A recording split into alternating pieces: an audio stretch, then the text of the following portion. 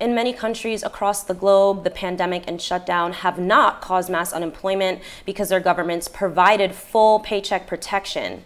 Of course, not here, where the U.S. government's failings have left tens of millions of unemployed workers. But to deflect the blame, the Trump administration is resorting to the classic anti-immigrant scapegoating. On Monday, President Trump signed an executive order extending a ban on green cards for certain foreign workers until the end of the year.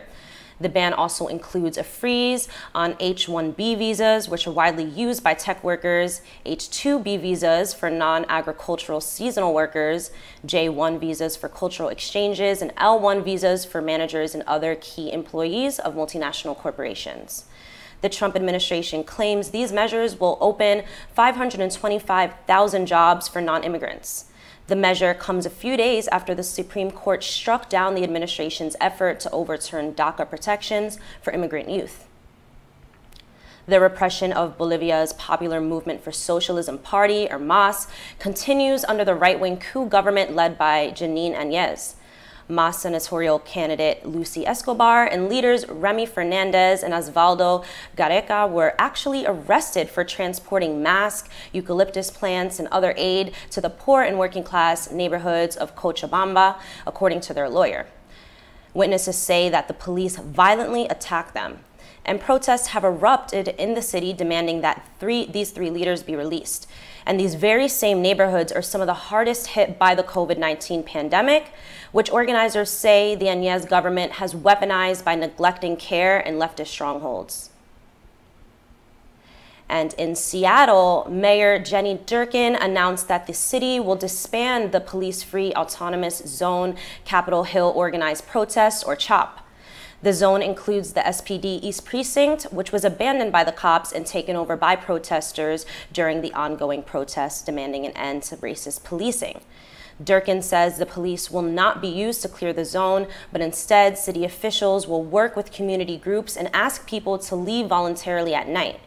Protesters have largely blocked law enforcement from entering the East Pine Street and Cal Anderson Park area for almost 2 weeks. And turning to Palestine, where thousands of Palestinians rallied on Monday against Israel's planned annexation of areas of the West Bank. Israeli forces blocked many busloads of protesters from attending the rally, which took place in Jericho. While Israel retains the full backing of the U.S. government, its biggest financial and military sponsor, the planned annexation has been met with worldwide condemnation. Especially notable was the participation in the rally of the UN envoy to the Middle East, as well as ambassadors from Russia, China, the EU, and Jordan. While mass protests have already taken place inside of Palestine, if Israel persists in this course of action, observers expect a new wave of armed resistance to take off. A member of Fatah's Central Committee declared, if there will be annexation, we won't suffer alone and we won't die alone. And as the pandemic continues, poor and working class Americans are facing a severe water affordability crisis.